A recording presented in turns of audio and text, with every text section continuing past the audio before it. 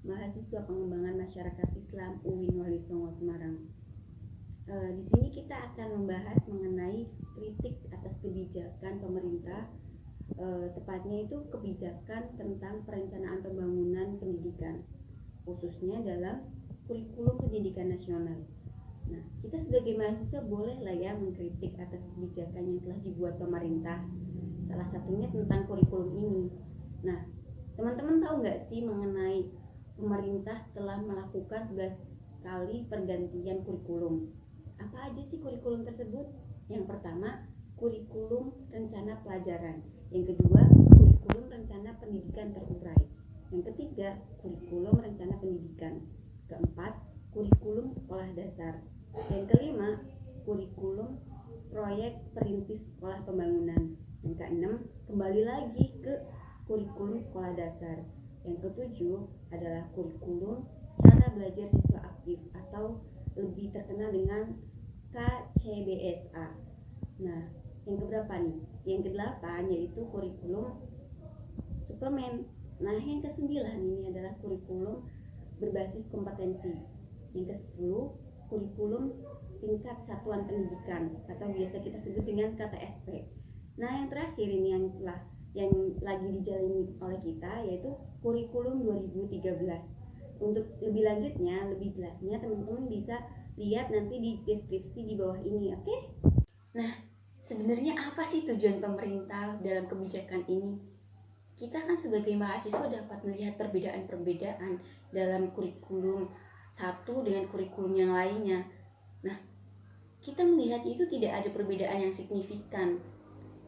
Hanya saja pemerintah menginginkan adanya kesinambungan antara kompetensi pada tiap jenjang pendidikan. Nah, tujuan tersebut itu hanya untuk mempersiapkan siswa agar siap untuk menghadapi jenjang pendidikan yang lebih tinggi.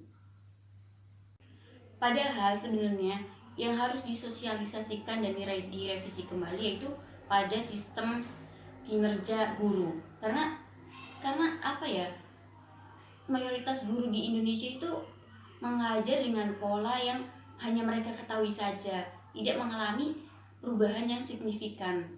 Hal tersebut kami katakan karena ketika beberapa guru ditanya mengenai hal tersebut, mereka mengatakan bahwa perubahan-perubahan kurikulum pada setiap tahunnya itu hanya bertumpu pada sistem pelaporan dan administrasi saja, tidak pada sistem belajar mengajar.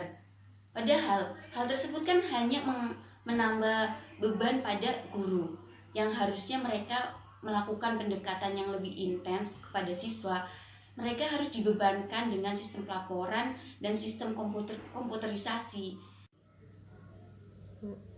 Sebenarnya perubahan-perubahan kebijakan ini adalah suatu hal yang baik jika memang dibutuhkan untuk mendorong perkembangan pendidikan di Indonesia.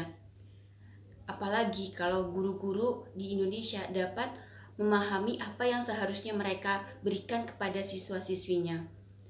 Namun tidak bisa kita pungkiri bahwa kebijakan-kebijakan tersebut dilakukan secara tergesa-gesa tanpa melalui kajian yang intens dan tidak melibatkan ahli pendidik seperti guru, ahli psikologi perkembangan, ahli pedagogik, dan ahli pendidik lainnya.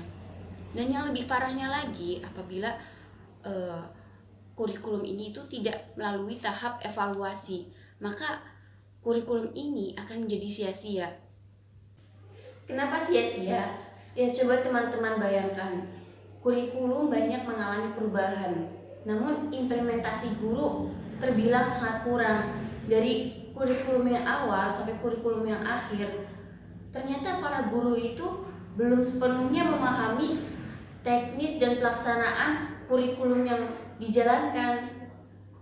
Berbagai cara seperti workshop, seminar itu dilakukan di berbagai daerah dan memakan banyak anggaran. Namun ternyata kenyataannya itu guru belum bisa memahami sepenuhnya teknis yang akan dijalankan, teknis belajar mengajar dengan baik, dan ya mereka guru-guru hanya melakukan pengajaran sesuai apa yang mereka pahami saja.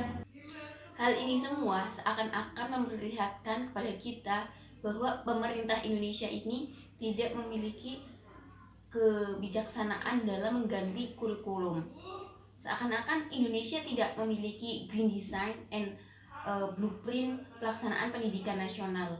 Nah, kondisi ini dapat sangat mengganggu hasil yang diharapkan dari dunia pendidikan Indonesia. Sebenarnya pemerintah Indonesia mempunyai banyak kebijakan tentang perencanaan pembangunan di berbagai sektor. Namun, hanya ini saja yang dapat saya sampaikan mengenai sektor pendidikan, khususnya tentang kurikulum. Mohon maaf banyak kesalahan dan kekhilafan. Billahi taufik wal hidayah. Wassalamualaikum warahmatullahi wabarakatuh.